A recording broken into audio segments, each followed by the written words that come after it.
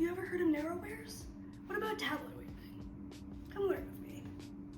Hi, I'm Olivia and I'm a 4th year student at Mount Allison University. I study both fine arts and VMCS, which is Visual Material Culture Studies. And today I'm going to be teaching you all about narrowwares.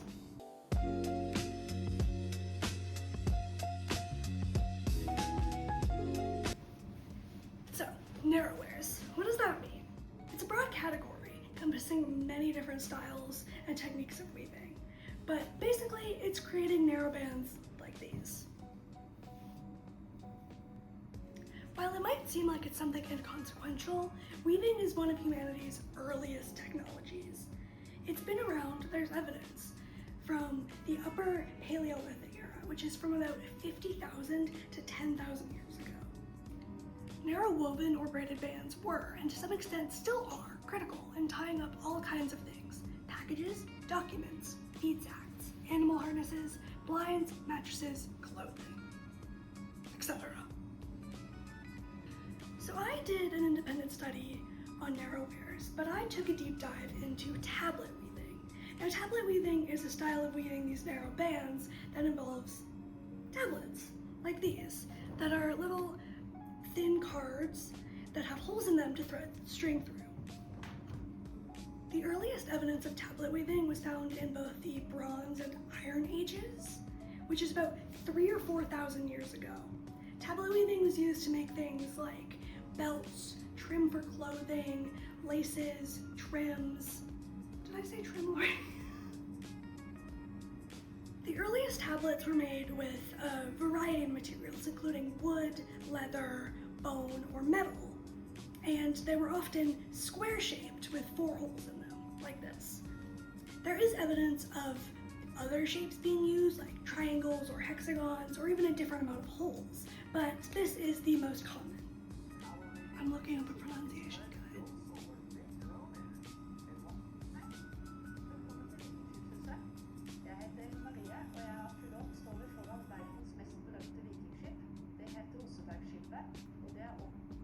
Oseberg or Osberg?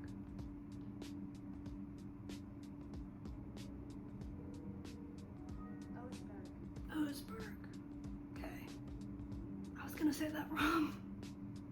Historically, a variety of styles of looms were used, including backstrap or the Oseberg loom. A backstrap loom is something that uses the weaver's body as an anchor, usually attached to a belt and then some kind of fixed object to hold the weaving to. An Oseberg loom is a structure made up generally of 2 poles with cross beams to hold it structurally sound and have the warp go around these 2 poles. So, now that we've covered a brief history of tablet weaving, I'm going to go through the process of actually making one. Stay tuned to learn how tablet woven band is made.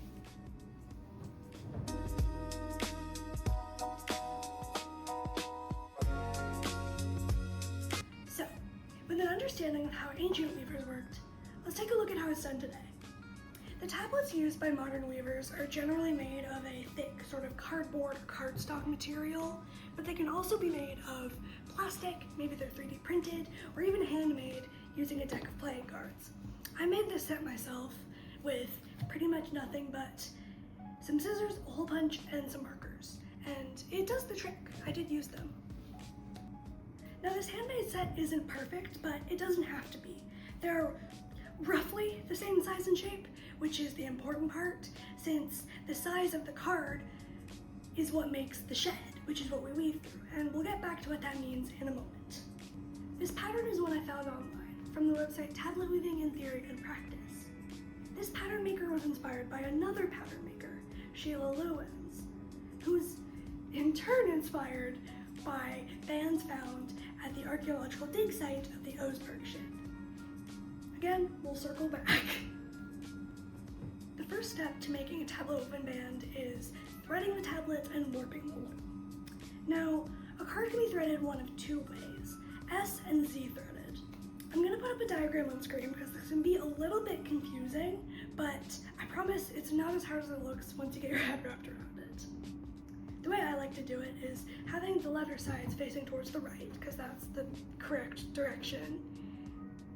I imagine either a letter S or a letter Z, and which way the yarn would cross the tablet. I'll follow the section at the bottom of the pattern sheet to figure out how many tablets I need and what threads go in what holes, because they're labeled. This pattern I'm working with has 11 tablets. I'll thread a few and explain what I'm doing so you can follow along. So the warp thread in weaving is one that goes vertically or, away from you, and is the one that's secured to the loom. The process of actually putting the string onto the loom is called warping. Warping, makes sense. As I was threading the tablets, I made sure that the string I was using was long enough to go around all the pegs I wanted to on the loom. I'm weaving on an ankle loom, which is a modern style of loom for narrow bands. It doesn't really matter how many pegs you use, just that it essentially makes one big loop. I'll tie it off and then repeat the process for the rest of the tablets.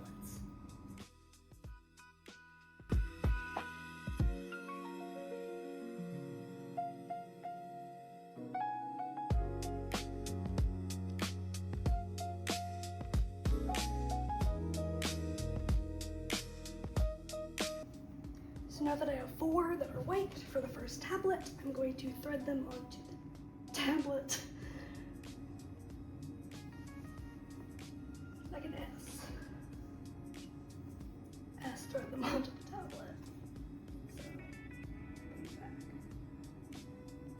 Okay. Now that I have them all threaded, S threaded, so it goes in through the back, I'm gonna tie them on. Easy as pie.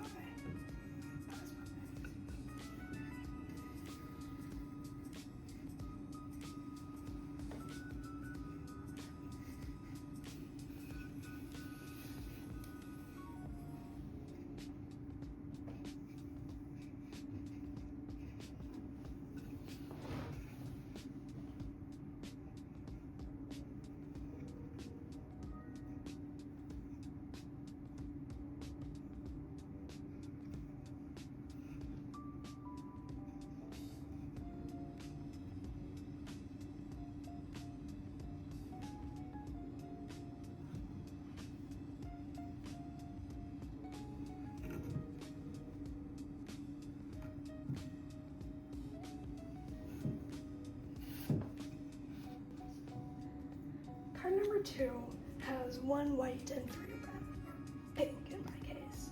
So I'm going to thread whole A with white and the rest with pink. And it is Z threaded, so through the front.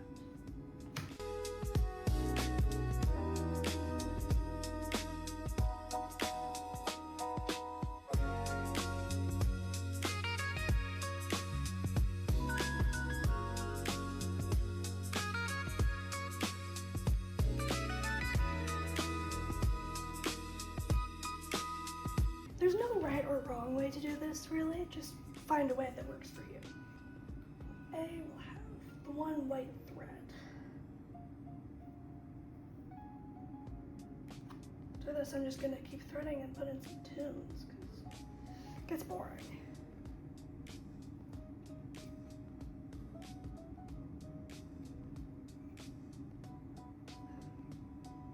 Oh, wrong way. Pay attention to which way you're threading the cards. Front, because it is Z threaded.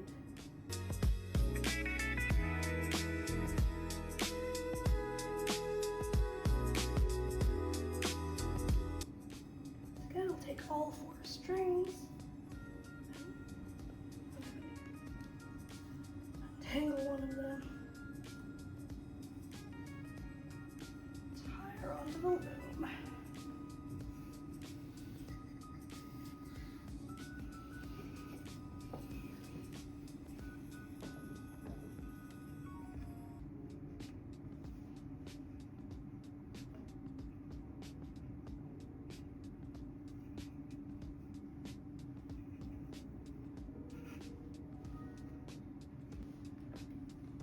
Music time.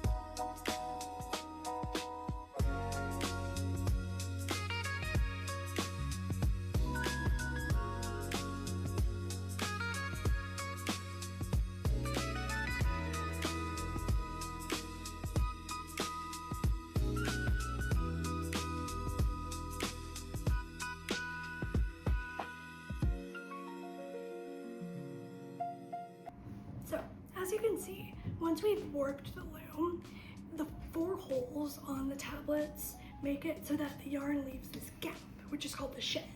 And what we're going to do next is wind yarn around a shuttle. And the yarn that's on this shuttle is called the weft. It's going horizontally back and forth through the shed to weave and create our band.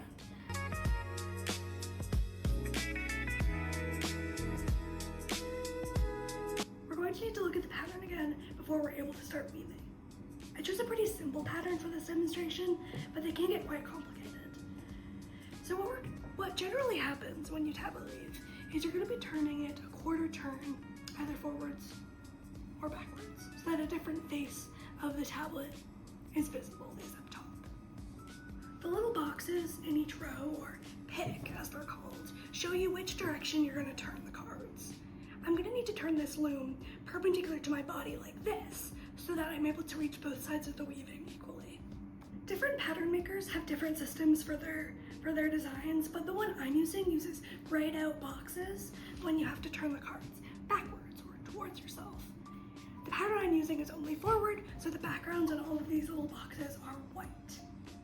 So forward turns happen away from your body, and backward turns happen toward you. A good analogy I've seen is comparing it to a bicycle wheel. So if you're biking forward, that's going away from you, and if you're biking backwards, it's going towards you. It really is quite simple with a pattern that's all forwards because they can all go together.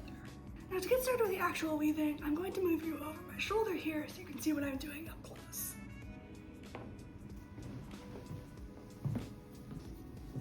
Hi. So, the first thing I'm going to do is I'm going to take the shuttle with a decent amount of tail and I'm going to pull it through the shed, just like this. Leaving a little bit of tail out here, like this, I'm going to turn all the cards forward. Like I said before, the pattern I'm following has all the cards going the same direction, which means I'm able to turn them all at the same time, just like this. Now that I've gone through the first time, I will open up the shed a little bit and pull it back through to the other side. Since it's just starting out, you don't have to be too precious with it, but I like to pull it decently hard to make it decently tight at the start.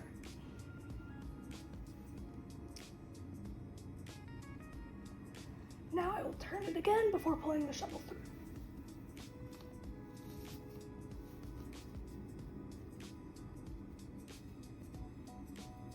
The yarn I'm using tends to like to stick to itself, so I use the shuttle here to just sort of push it open.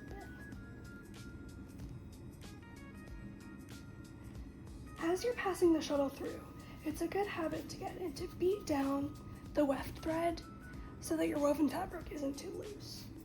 And we're going to repeat those steps. Turn again.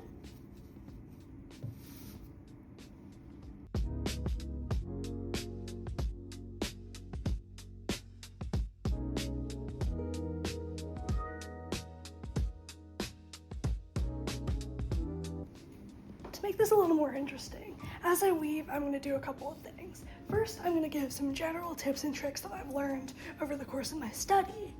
And also, I'm going to talk about something I mentioned before.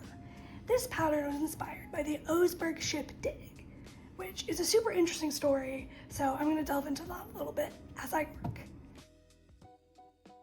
So to start, here are some tips that I've learned while weaving. If your ankle loom has an adjustable peg, be sure to warp your project using that one. It's a lot easier to move your weaving on the loom when you run out of space to weave. Twist is going to build up as you work.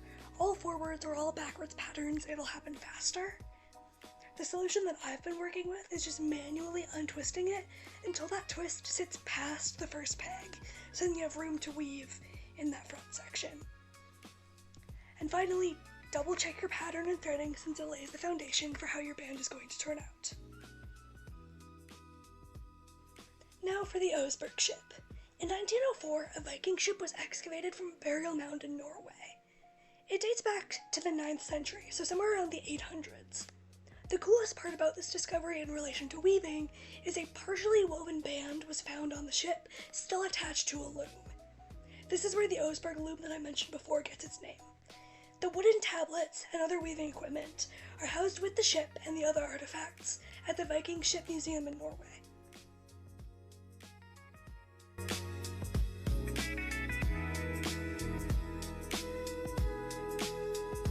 So, as you can see, I've gotten pretty much as far as I can go. One of my warp threads broke, so I had to temporarily tie it, and the twist that's sort of accumulated has made it difficult to continue. So now I'm able to cut it free, which basically just involves a very sharp pair of scissors.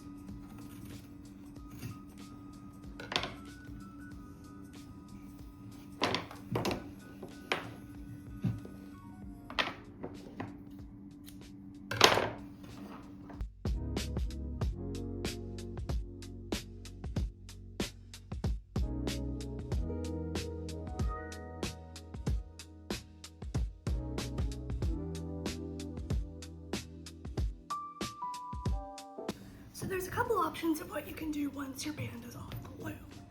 What I tend to do is trim off the edges so it's nice and short, and just use a sewing machine and go over it with a zigzag stitch a couple of times to secure everything in place. It makes sure that the weft thread doesn't come unraveled as you use your band for whatever you decide to use it for. I'm going to be using mine for a camera strap, so I'm going to be covering up these raw edges. But there's plenty of resources online for how to finish bands if you want that to be visible.